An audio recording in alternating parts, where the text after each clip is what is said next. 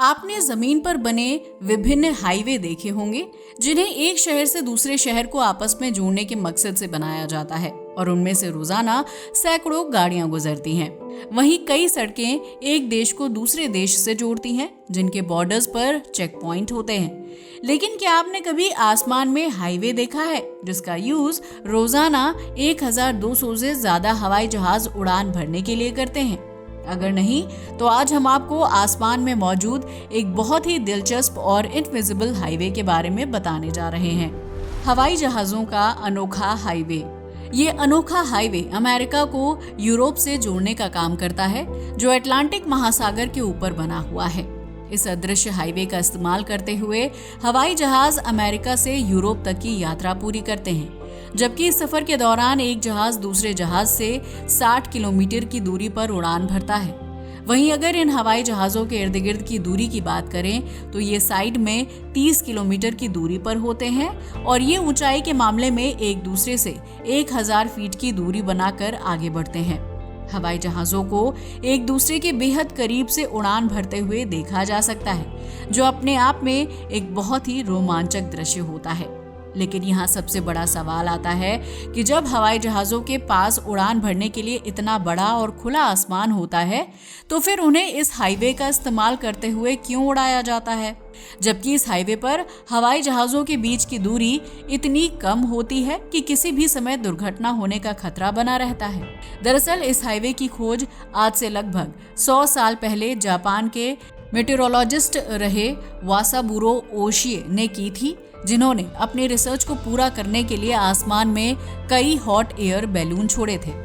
इस रिसर्च के दौरान वासाबुरो को पता चला कि आसमान में 30 से 40 हजार फीट की ऊंचाई पर खास ताकत है जो बैलून को बहुत तेज रफ्तार के साथ वेस्ट से ईस्ट दिशा की तरफ खींच रही थी। जब वासाबुरो ने इस आसमानी रूट के बारे में दूसरे लोगों को बताया तो उस वक्त किसी ने भी उनकी बात पर ध्यान नहीं दिया। लेकिन इस घटना के लगभग 25 साल बाद अप्रैल 1945 को अमेरिका के ओरेगॉन राज्य में जंगल में एक तेज धमाका हुआ और इस धमाके में 6 लोगों की मौत हो गई। दरअसल वो 6 दोस्त पिकनिक मनाने के लिए जंगल में गए थे। तभी उनकी नजर पेड़ों के बीच फंसे एक हॉट एयर बैलून पर पड़ी थी। उन्होंने बैलून को पेड़ से निकालने की कोशिश की जिसमें पहले से ही बम लगा हुआ था और बैलून को हिलाने की वजह से बम एक्टिवेट हो गया और उसमें जोरदार धमाका हो गया। इसी तरह अमेरिका के विभिन्न राज्यों में ऐसे बम लगे हुए हॉट एयर बैलून मिलने की घटना सामने आने लगी, जिसके ऊपर जब जांच की गई तो पता चला कि उन बैलून्स को जापान की तरफ से छोड़ा गया था। दरअसल जापान द्वितीय विश्व युद्ध में अमेरिका को हराना चाहता था, जिसके लिए जापानी सेना ने 9000 बैलून बम को लॉन्च किया था। उनमें से लगभग 300 बैलून बम अमेरिका के विभिन्न राज्यों में पहुंचकर तबाही मचा चुके थे, जो हवा में इतनी तेजी के साथ ट्रैवल करते थे कि तेज हवा के साथ कुछ ही घंटों में जापान से अमेरिका तक पहुंच जाते थे। इन बैलून बम के लिए जापानी सेना ने वासाबुरो की रिसर्च का सहारा लिया, जिन्होंने 25 साल पहले ये पता लगाया था कि आसमान में एक पॉइंट पर चीजों के उड़ान भरने की क्षमता बढ़ जाती है। खैर, अमेरिका ने जापान से उसकी इस हरकत का मुंहतोड़ जवाब दिया था, जिसके तहत नागासाकी और हिरोशिमा पर न सिर्फ न्यूक्लियर बम गिराए गए थे बल्कि जापान को द्वितीय विश्व युद्ध से बाहर धकेल दिया था। लेकिन इस बैलून बम की वजह से अमेरिका को ये पता चल गया था कि आसमान में 30 से 40 हजार फीट की ऊंचाई पर हवाओं की गति काफी तेज रहती है, जिसकी वजह से विमान को तेज रफ्तार में उड़ाया जा सकता है। इसके बाद आसमान में उस एल्टीट्यूड को जेट स्ट्रीम्स नाम दे दिया गया था, जहां पूरे साल भर हवाओं की रफ्तार 250 किलोमीटर प्रति घंटा के आसपास रहती है। इतना ही नहीं, इन हवाओं का आकार एक ट्यूब की तरह होता है, जिनकी चौड़ाई लगभग 4 किलोमीटर के आसपास होती है। वैज्ञानिकों की माने तो इन हवाओं के पैदा होने की मुख्य वजह पोल्स के तापमान में बदलाव होना है, जिसकी वजह से गर्म और ठंडी हवाएं आपस में मिलकर एक निश्चित गति के साथ ट्रैवल करती हैं। वहीं धरती की रोटेशन की वजह से ये हवाएं वेस्ट से ईस्ट दिशा की तरफ ट्रैवल करती हैं, जिसकी वजह से अमेरिका और यूरोप के बीच एक खास तरह का हवाई हाईवे बनकर तैयार हो जाता है। साल 1952 के दौरान अमेरिकी पायलट्स ने पहली बार इस जेट स्ट्रीम की मदद से हवाई जहाज को उड़ाने की शुरुआत की थी, जिसके तहत जेट स्ट्रीम में दाखिल होते ही हवाई जहाज की स्पीड बढ़ जाती थी और वो फ्यूल की खपत भी कम करता था। लेकिन उस वक्त यूरोप से अमेरिका वापस आने के लिए जेट स्ट्रीम का इस्तेमाल नहीं किया जाता था, क्योंकि उस समय हवा की दिशा उल्टी होती है और इसकी वजह से जहाज को अमेरिका की तरफ उड़ान भरने में दिक्कतों का सामना करना पड़ सकता था। धीरे धीरे समय बीतता चला गया और एयरलाइंस कंपनी ने अपनी सर्विस बढ़ा दी, जिसकी वजह से ज्यादातर लोग हवाई जहाज से सफर करने लगे थे।